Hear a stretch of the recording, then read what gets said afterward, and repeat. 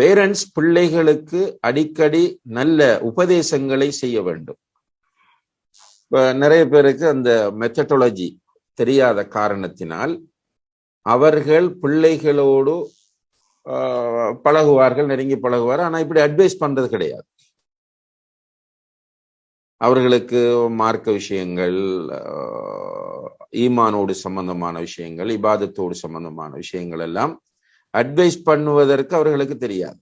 படிக்க வேண்டும், நீ பெரிய ஆளாக வேண்டும், இப்படியான அட்வைஸ்களைத்தான் சொல்வதை நாம் பார்க்கிறோம். ஆனால் இளமையில் கல்வி சிலையில் எழுத்து என்று சொல்வது, அதாவது சின்ன வயதிலே ஒரு விஷயத்தை கிரகிப்பது என்பது, அன்புள்ள சகோதர சகோதரிகளை காலம் முழுக்க இருக்கும்.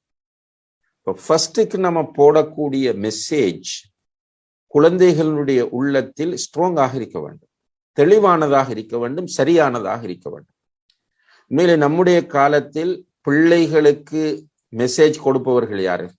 நம்முடைய பிள்ளைகள் சின்ன வயதில் இருக்கும் போது அவர்களுக்கான மெசேஜை இன்று கொடுப்பவர்கள் யார்? சோசியல் மீடியா தான். இப்போ கார்ட்டூன்ஸ், நம்ம சின்ன பிள்ளைகள் கார்ட்டூன்ஸ் தானே என்று கார்ட்டூன்ஸை குழந்தைகளுக்கு நாம் போட்டு கொடுக்கிறோம். அதிலே சில நேரம் நர்சரி ரைம்ஸ் அதை போட்டு கொடுக்கிறோம். இந்த கார்ட்டூன்ஸ் உளவியல் ரீதியாக குழந்தைகளின் உளவியலை மிக பெரிய அளவில் பாதிக்கின்றன என்பது விஞ்ஞானபூர்வமாக நிறுவப்பட்ட ஒரு உண்மையாகும். கார்ட்டூன்ஸ் அதே போன்று இந்த சின்ன பருவத்திலே பிள்ளைகள் பார்க்கிற அந்த விஷயங்கள் மிக மோசமான பதிவுகளை பிள்ளைகளுடைய உள்ளங்களிலே ஏற்படுத்துகின்றன. அதனுடைய விளைவு அவர்கள் வளர்ந்து வரும்போதுதான் தென்படும்.